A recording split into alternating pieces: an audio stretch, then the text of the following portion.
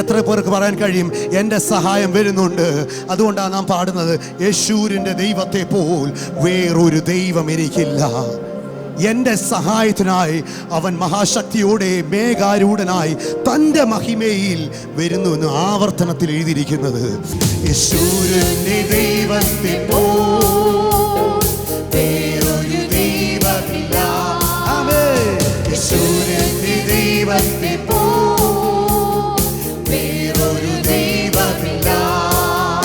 എന്നെ സഹായിപ്പാൻ തൻ്റെ മഹിമയോടെ മേഘാരൂഢനായി വരൂ.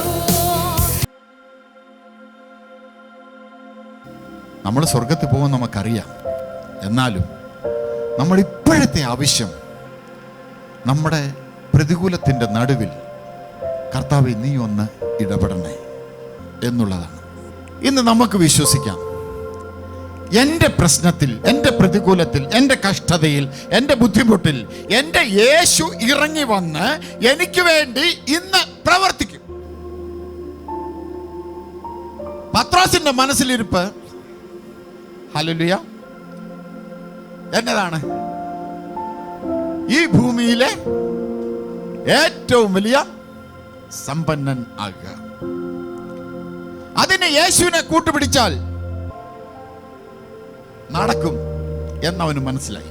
എന്നാൽ യേശുവിൻ്റെ അകത്തൊരു മനസ്സിരിപ്പുണ്ട്. എന്താണെന്നറിയാമോ? പത്രോസ് എന്ന ഈ വ്യക്തിയെ എൻ്റെ കയ്യിൽ കിട്ടിയാൽ ലോകത്തിലെ ഏറ്റവും വലിയ ഒരു ശുശ്രൂഷകനായി മാറ്റാം. കർത്താവിന് നമ്മളെ കുറിച്ചുള്ള ആഗ്രഹം ഇവനെ എങ്ങനെ ഒരു നല്ല ശുശ്രൂഷകനാക്കാം എന്നുള്ളതാണ്. മനുഷ്യന്റെ ചിന്തയല്ല കർത്താവിന്റെ ചിന്ത. കർത്താവ് ചിന്തിക്കുന്നത് പോലെ മനുഷ്യന് ചിന്തിക്കാൻ പറ്റത്തില്ല. ഈ ലോകത്തിൽ എന്തൊക്കെയുണ്ടോ അതൊക്കെ എത്രയൊക്കെ ഞാൻ സമ്പാദിച്ചാലും അതിനേക്കാൾ വലുത് എന്റെ കർത്താവിന്റെ സാന്നിധ്യമാണെന്നുള്ള തിരിച്ചറിവ് പത്രോസിനെ ഈ ലോകത്തിലെ ഭൗതികം മുഴുവൻ ഉപേക്ഷിച്ചിട്ട് കർത്താവിന്റെ പുറകെ പോകുവാൻ ഇടയാക്കി. നിനക്ക് തന്നിരിക്കുന്ന സമയം കഴിയാതെ, നിനക്ക് തന്നിരിക്കുന്ന ശുശ്രൂഷ തീരാതെ, നിന്നെ കർത്താവ് എടുത്ത് ഉപയോഗിക്കുന്നത് വരെ, നിന്നെ കർത്താവ് ഫ്ലറിഷ് ചെയ്യുന്നത് വരെ ഒരു പൈശാചിക ശക്തിക്കും ഒരു അന്ധകാര ശക്തിക്കും നിന്നെ തൊടാൻ പറ്റത്തില്ല. കൂടാരത്തിൽ ഇരിക്കും മാത്രമേ എഴുതാൻ പറ്റത്തുള്ളൂ, അല്ലേ? കൂടാരത്തിൽ ഇരിക്കുമ്പോൾ മാത്രമേ വർഷിപ്പ് ചെയ്യാൻ പറ്റത്തുള്ളൂ. കൂടാരത്തിൽ ഇരിക്കുമ്പോൾ മാത്രമേ സുവിശേഷം പറയാൻ പറ്റത്തുള്ളൂ. അപ്പൊ ഈ കൂടാരത്തിൽ ഇരിക്കുമ്പോൾ നിനക്ക് എന്തെങ്കിലും ചെയ്യാൻ പറ്റുമെങ്കിൽ ഇപ്പം ചെയ്തോണം.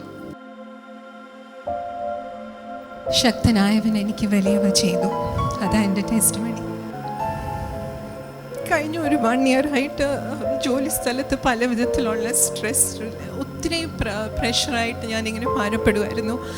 എല്ലാ ലേഡീസ് മീറ്റിങ്ങിനും പോകുമ്പോൾ എല്ലാവരും പ്രാർത്ഥിക്കും. അവസാനം എനിക്ക് തന്നെ നാണക്കേട് തോന്നുമെന്ന് എപ്പോഴും പോയി ഇങ്ങനെ നിരാശയുടെ കാര്യം ഇങ്ങനെ പറയുന്നു.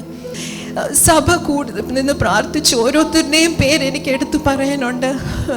എല്ലാവരും കൂടി നിന്ന് പ്രാർത്ഥിച്ചതിൻ്റെ ഫലമായിട്ട് മാത്രം കർത്താവ് ഒരു വഴി തുറന്ന് കാണിച്ചു തന്നു. ഫ്രൈഡേ ഉച്ചയ്ക്ക് എനിക്ക് അതിൻ്റെ അപ്പോയിൻമെൻറ്റ് ലെറ്റർ ലഭിക്കാൻ സ്വർഗം ഇടയാക്കി.